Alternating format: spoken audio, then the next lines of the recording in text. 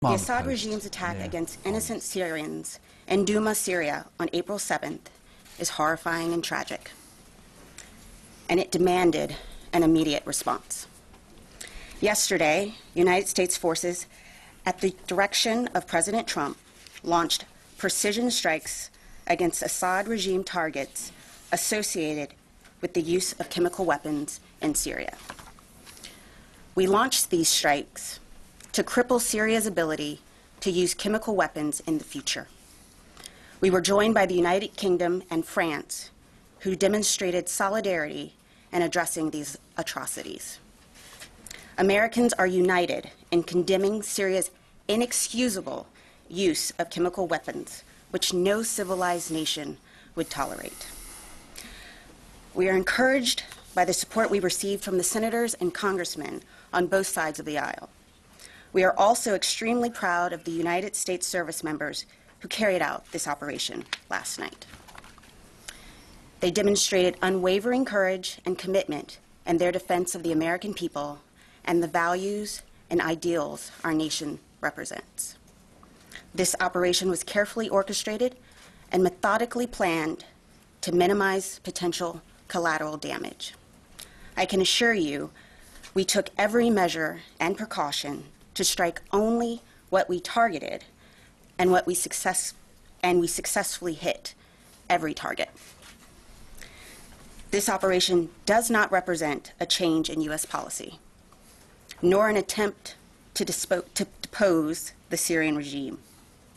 These strikes were a justified, legitimate, and proportionate response to the Syrian regime's continued use of chemical weapons on its own people.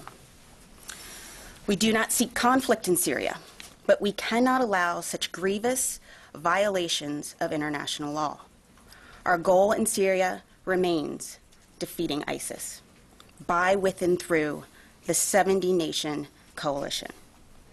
But we will not stand by passively while Assad, backed by Russia and Iran, ignores international law.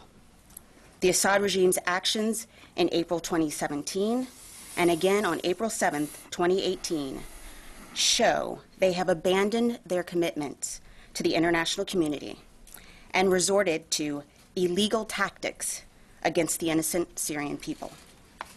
We call upon Russia to honor its commitment to ensure the Assad regime dismantles its chemical weapons program and never uses chemical weapons again. We support our diplomats who are working to set the conditions for the United Nations-backed Geneva process to succeed. And we look forward to working with the United Nations envoy to Syria, Staffan de Mistura. In an effort to maintain transparency, General McKenzie will now provide a detailed overview of the actual operations. General McKenzie. Thanks, Dana. Ladies and gentlemen, good morning.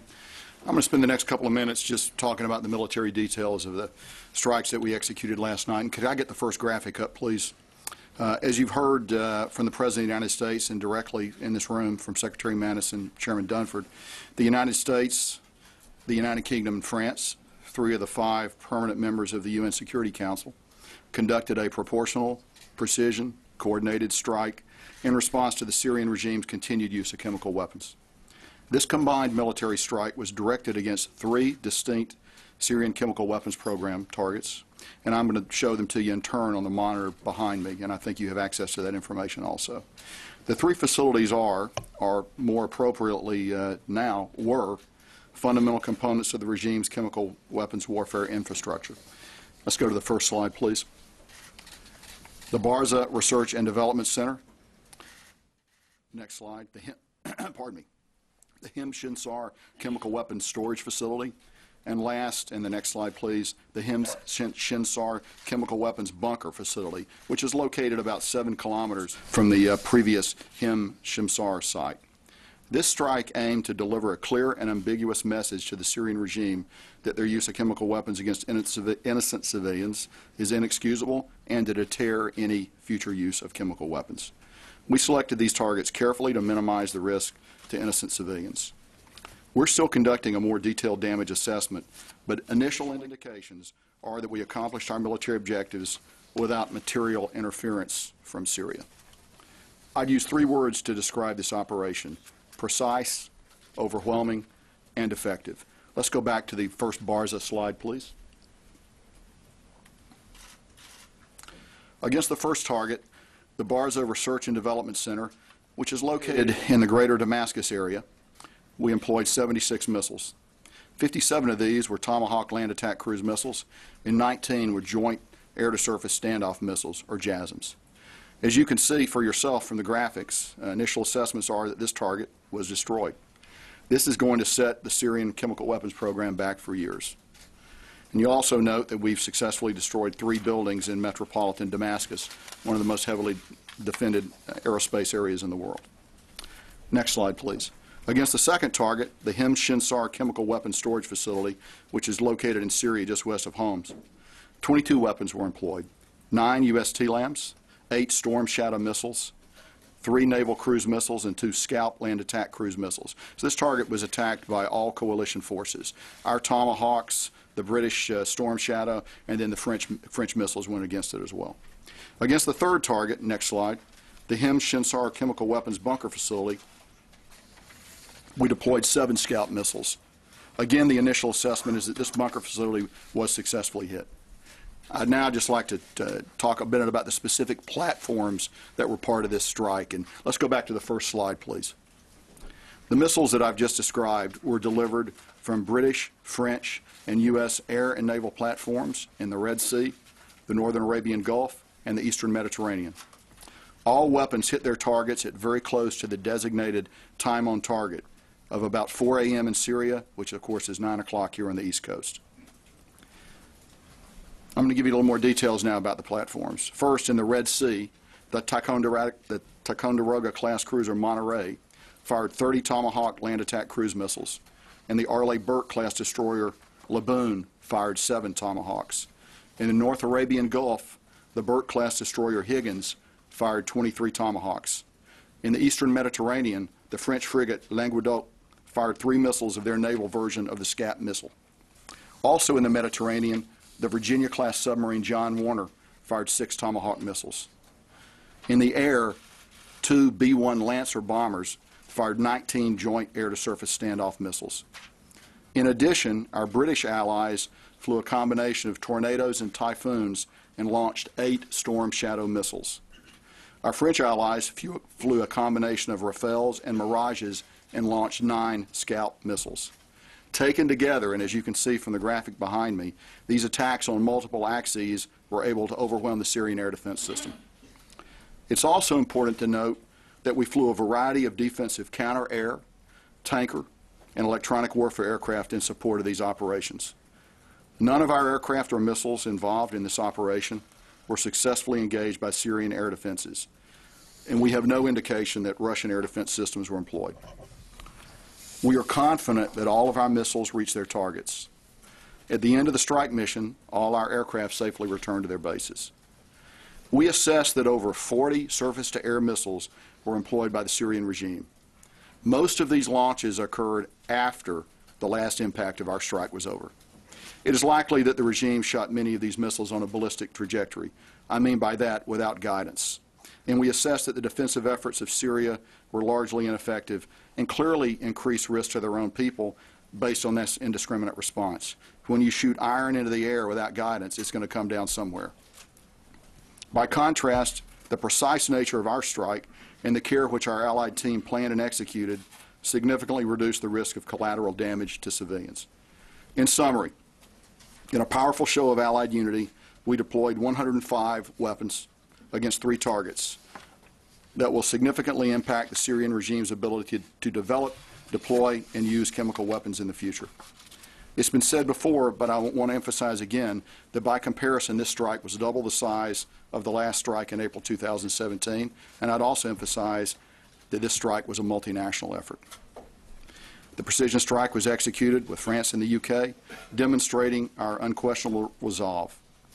I'd like to close by noting that since the strike, we have not seen any military response from actors within Syria, and we remain postured to protect our forces and those of the coalition should anything occur. Dana, back to you. So with that, we'll take your questions. Bob. Thank you. General McKenzie, you said that you assessed initially that the attack cumulatively set back the Syrian chemical weapon program for years. Can you elaborate on that? Ms. White said that it was intended to cripple it. Can you be more specific? Sure. I think about that? we. Were there any civilian casualties, sir? Well, as of right now, we are not aware of any. I'll answer that part first. As of now, we're not aware of any civilian casualties. Now, I would also note, and as I said in my prepared remarks, the Syrians shot 40 large missiles into the air last night. Those missiles came down somewhere. And so we should just recognize that's a part of this. That's a part of this equation too. But we don't. Right now, we have no reporting of any civilian casualties against any of the targets that we struck, and we'll continue to look at this closely as we go ahead. So, very briefly, the first part of your question, particularly the Barza facility, is a core site for them. And as you can see from the graphic, it does not exist anymore. And we believe they've lost a lot of equipment, they've lost a lot of material, and it's going to have a significant effect on them. So I think the words cripple and degrade are good, accurate words. Tom. Secretary Mattis said last night he was pretty convinced that chlorine was used. He's still waiting on sarin. He also said he was confident that the Syrian regime mounted these chemical attacks. What evidence do you have of both, of chlorine and of the Syrian attack? And also the OPCW is on the ground now. They're collecting information on that. We are still assessing, but as the Secretary said last night, he is confident of the evidence that we already had, and which is why he recommended the strikes last night. But we are still assessing and getting details, and we can provide more details once we have them. Well, can you give us a sense of what evidence you do have? There's various intel, and I won't speak to that. But when we have more evidence and more details, I will come back to you, Tom. Barbara. For both of you. First, General McKenzie, could you speak about, in Barza and these other facilities, are you convinced there were chemical agents inside at the time of the strike? How did you mitigate not having a dispersal of a chemical agent cloud? And Dana, yesterday the President talked about the possibility of a sustained response. And the Secretary last night spoke about this being a single strike at this time. Could you help people understand, is there a difference there? What are they both talking about? But for both of you, please. Sure. I'll start, Barbara. So as we look at each of these targets, we have a variety of sophisticated models, plume analysis, other things to calculate the possible effects of chemical or nerve agent being in there. In relation to the Barza target, yes, we assessed that there were probably some chemical and nerve agents in that target. However, we believe that by the way we attacked it, the attack profile that we used, the way our weaponeers looked at it, we were able to minimize that. And so I just leave it at that. You'll be able to judge over the next few hours the results of that, but we believe that we successfully mitigated against the fact that there are illegal and unauthorized weapons at these sites. Just to interrupt very briefly, are you doing any post-attack air sampling to see if there was any dispersal? We look at the target through a variety of means. Okay. And Dana? And with respect to his comment, I think the operative word is, the words were "at this time." What happens going forward has everything to do with the Assad regime. We sent a very clear message last night, and we hope that he heard it. Joe. General McKenzie, have you had any contacts with the Russians through the deconfliction lines in the aftermath of these operations, or are you planning to have such contacts in the next few hours? As you know, the deconfliction channel, which we use between we and the Russians, has operated frequently over the past few months. It continued to operate frequently leading up to this strike and in a routine basis after the strike. Hans. General McKenzie, the 3 targets that you struck, were those manufacturing or researching chlorine or sarin? A little of both, and particularly in the Marza target, but there's a little of both. And did any of these facilities have any other non-military application? No, they're essentially, this is what they do principally. There may be other activities that are carried on there, but this is the core activity associated with these sites. Phil. You said that none of the Russian air defenses were not turned on. How do you explain that? Was there an agreement? I'm sorry, I didn't say the Russian air defenses were not turned on. I said they weren't employed. I'm sorry. Was there an agreement with the Russians that they would not employ their air defenses? And then also, you said that the Syrian air defenses did not have any significant impact on the operations. Is that to say that there was no interception of any of these missiles that were fired? Sure. So we did no coordination, no agreements with the Russians before the strikes. Important to know that. We deconflict. We do nothing more than that. And I want to say that to the best of our ability to determine at this time, no Syrian weapon had any effect on anything that we did. Tara. Thank you. Dana, for you, last year when a similar type strike occurred, there was an assessment that it had degraded Syria's ability to generate chemical weapons, yet a couple of months later the Pentagon thought that that specific airfield was right back at it. What assurances do you have now that you've significantly degraded Syria's ability to generate chemical weapons? And then for General McKenzie, that slide appears that the B-1s were escorted by U.S. fighters. Could you tell us who escorted the B-1s and what type of surface-air missiles were shot out in the air, the 40? And then getting back to the Russian defenses, if their defenses weren't employed, were Russian radars at all employed? Were they painting any of the U.S. aircraft? So I'll take the first one. Last year, the focus was on the delivery. This time, the strikes went to the very heart of the enterprise, to the research, to development, to storage. So we are very confident that we have significantly crippled Assad's ability to produce these weapons. Could I follow up on that? Let me just answer. I got you. So the B-1s employed JASSM, our Joint Standoff Missile. So that was the weapon that they used.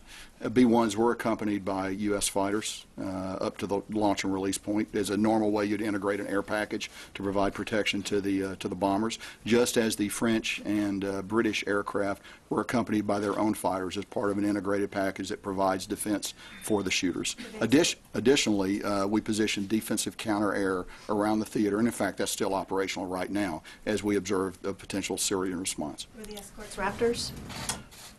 I don't know the answer to that question, but we'll get back to you. I just don't know that. David, go ahead. There were reports that these facilities, or reports today, that these facilities had been evacuated in the days prior to yesterday's strike.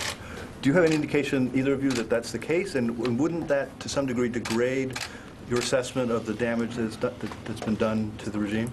Well, sure. The Syrian regime knows that we've been looking at these targets for a long time, so it is possible. It's possible that some people might have left it. We also chose to strike it at 3 o'clock in the morning, 4 o'clock in the morning local time. So we weren't trying to kill a lot of people on the objective, if so we would have struck at a different time of the day. I believe, however, that there is material and equipment associated with each of these sites that was not movable, and that's the source of that's what really sets them back. And to go back to an earlier question, that's really the difference between striking an airfield and essentially a delivery platform and a research, development, and generation part of the facility. This is far more damaging to Syria. Michael. General McKenzie, were the 3 targets that were struck, does this represent the totality of Syria's known CW infrastructure, or were there CW structures that you didn't hit because of collateral damage concerns? Second, is chlorine the new red line? Because the administration monitored the use of chlorine for many months and didn't take any action, and it seems only to have taken action because a nerve agent appears to have been used.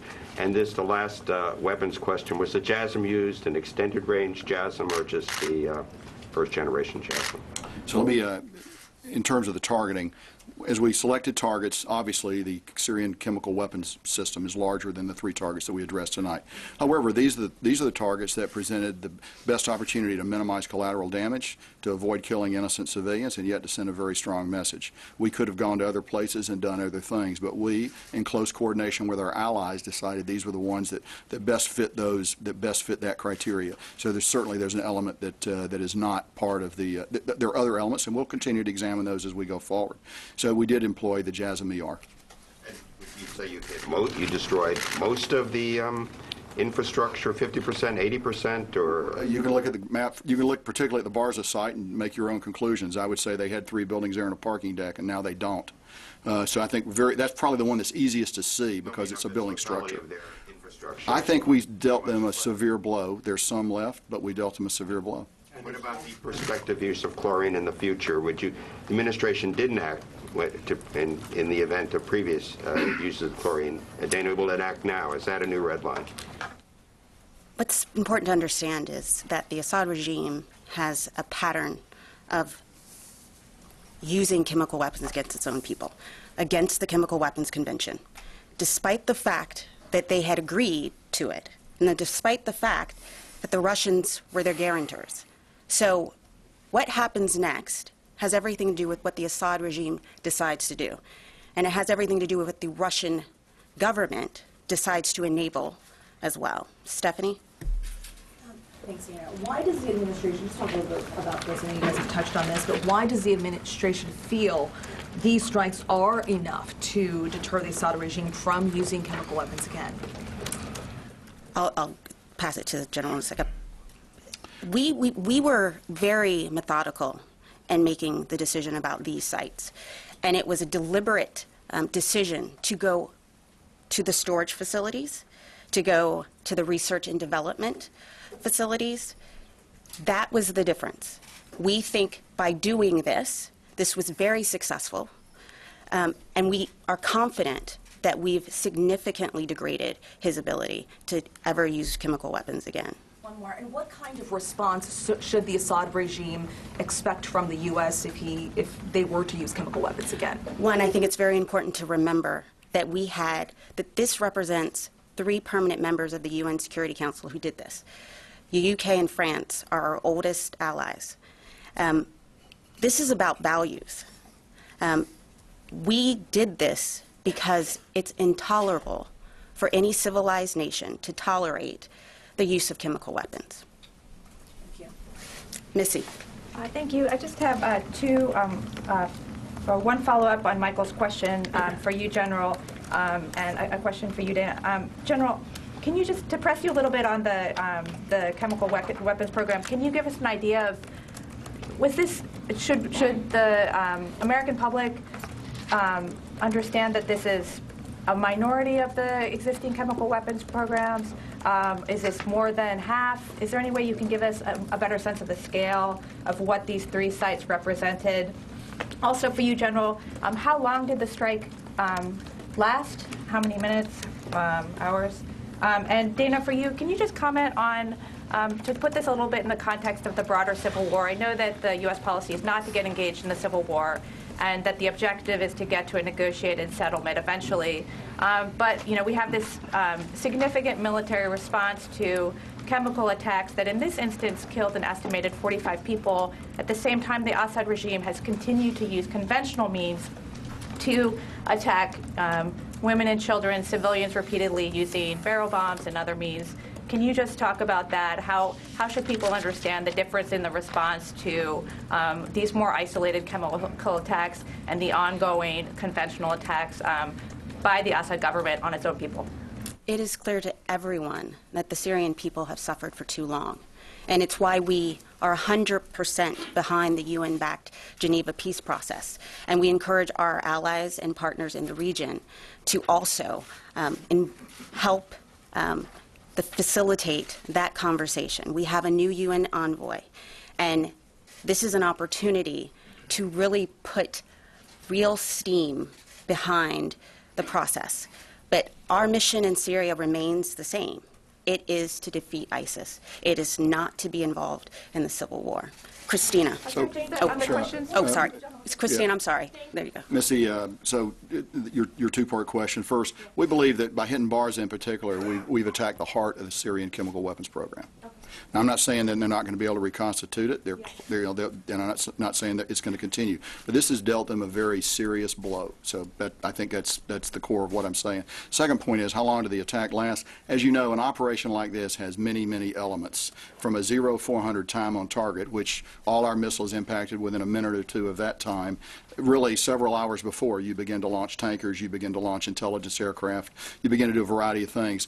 Probably a couple hours before would be the period of maximum intensity for the mission. That's when you're beginning to spin and launch the TLAMs from the ships. That's when your other aircraft are beginning to get to the point where they're going to release their missiles. But the operation actually many hours before in order to just get set up. Christina. Thank you. What would trigger another wave of coalition attacks? Are we talking another chemical weapons attack or retaliation? And do we expect any retaliation either from the regime, the Russians, or the Iranians? I can't speculate on what could happen, but what I will tell you is that this, we took action, and what happens next is the decision of Assad. Do we expect any kind of retaliation? So I can't speak to that, but I can tell you that we're ready for it. We're postured both in the region and globally. We're on the balls of our feet, and we're ready for anything. Tony. General, a couple questions. One, was this the least extensive of all the options that were crafted? Can you give us a feel for how many options were put together, and was this the one that would meet at the least amount of damage? So I would tell you that we can't comment on options we present to the president. That's a choice he makes, so I'm not going to be able to discuss that. I will tell you that of all the options, carefully looked at ways to minimize collateral damage. You balance always minimizing collateral damage against getting maximum effect. These are three targets that seem to hit the sweet spot and do that. What impact did the very public prelude to this attack have on military planning in terms of enveloping in maybe a 21st century bodyguard of lies, in terms of deception on ship movements? What impact did it have on possibly launch accesses of the aircraft or ships used? We were all focused on the Donald Cook, and the Donald Cook wasn't used. Can you give some sense of that? Sure, if I could build on your bodyguard of lies comment. The truth is, it had no effect on military planning. It had no effect on military planning. David. Yes? Okay. David Martin. I thought I heard you say that this strike put more steam behind the Geneva peace process. How does this help bring peace to Syria? The UN, we have been very clear about the fact that we fully support the UN-backed Geneva process. Sochi has failed. Our focus remains defeating ISIS. It is not to get involved in the Syrian civil war. We call on all nations, and I think the demonstration of our allies, France and the UK, helping us, demonstrates that we are serious about the fact that chemical weapons use is intolerable, it's inexcusable, but we will remain committed to the 70-nation coalition to defeat ISIS. But how does preventing the use of chemical weapons affect the outcome of the Syrian civil war? It affects it by, again, demonstrating to the world that this is a heinous regime. This is a regime that murders its own people daily. We, yesterday, with the help of our allies, addressed the fact that they continue to use chemical weapons against their own people. We continue to hope and urge, and we're confident that the UN process will move forward. But our mission remains to defeat ISIS. There is still work to be done, and we will do it. Right here, and right here. I'm going to ask three quick questions. First, were you ready yesterday to engage Russian targets in case Russia responded to that attack? Second, you keep talking about the current Syrian chemical program. Can you give us an idea about the size of this program in comparison to what the regime had before dismantling it? What is in percentage? And third, you're talking about evidence of chemical weapons attack. We haven't seen any evidence, really. That's what you're saying. However, there's an organization on the ground in Syria, the OPCW, and it will conduct an investigation. Why didn't you wait for that investigation to end? Well, let's remember that OPCW and others have been blocked from entering Ghouta and Douma. That's because of the Assad regime. We need to remember that everything that's happening with respect to the murder of these people, innocent people, is the responsibility of the Assad regime. So we were very confident about the evidence that we had. And it was clear. And the Secretary said yesterday, He was very confident about the intelligence as well as the evidence, and that's why we moved forward. Then the two other questions on Russia and the size of the Sure. chemical We have program. an active, effective deconfliction channel with Russia. It's been used months before this attack. It was used through this strike, and it's been used afterwards. And I'm not going to be able to comment on anything more specific on The that. size of the program, the current program that what the Syrian regime has now? Because you said, like, you made lots of assessment, you have a good idea, you have lots of targets. So in comparison to what the Assad regime I had would say before, there's still a residual element of the Syrian program that's out there. I believe that we took the heart of it out with the attacks that we accomplished last night. I'm not going to say that they're going to be unable to continue to conduct a chemical attack in the future. I suspect, however, they'll think long and hard about it based on the activities of last night. We have time for a couple more questions. Idris.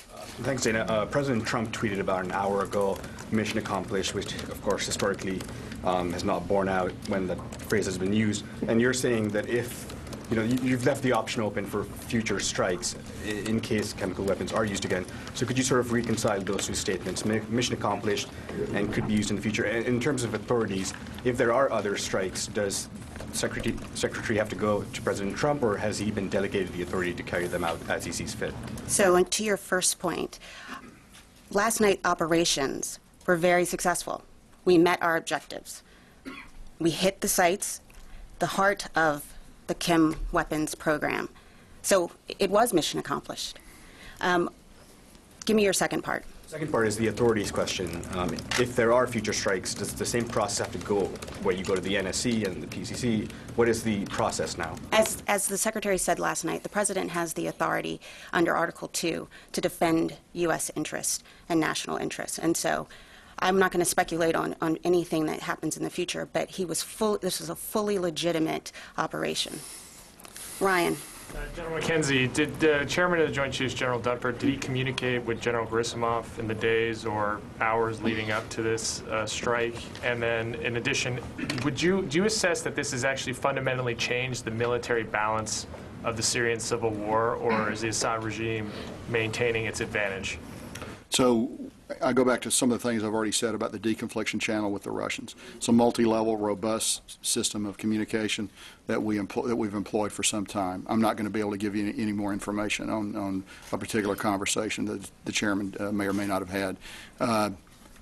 What was the second part of your question? Military balance of the civil war. Do these strikes fundamentally affect that, or is the Assad regime's apparent ascendancy remain? I think our strikes were targeted to send a message about the employment of chemical weapons, and I think they were successful achieving that military objective. Wait, well, I want to get someone who hasn't spoken, but way in the back here.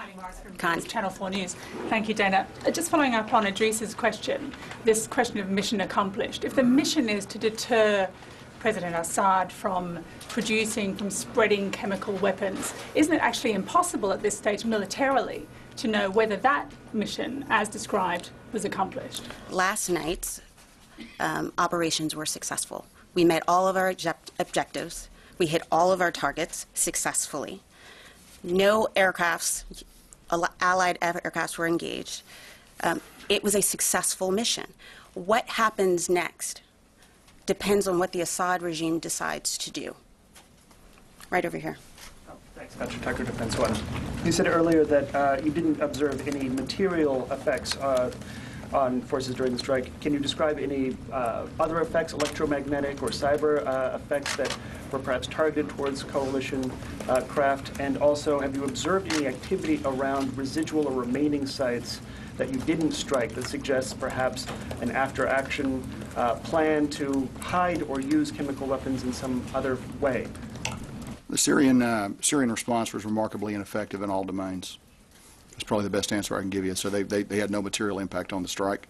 As I noted in my prepared comments, they actually typically began to fire their missiles after the last impact of our weapon. So no appreciable effect that we know at this time. Any observable activity around sites? Can I follow up? Finish your thought. Other activity around other sites, perhaps movement of weapons or movement of chemicals or movement of... I just don't have that information right now. Sorry. Okay. Tom, yeah. You said we're very confident about the evidence we have. Now, Russia and Syria denied any chemical weapons were used. I'm just wondering why you wouldn't share your evidence with the world. Adlai Stevenson famously went to the UN in 1962 with evidence of the Russian buildup in Cuba. Why wouldn't you do something similar, especially if there are doubts? Well, there's no doubt for us. Well, why don't you share the evidence then?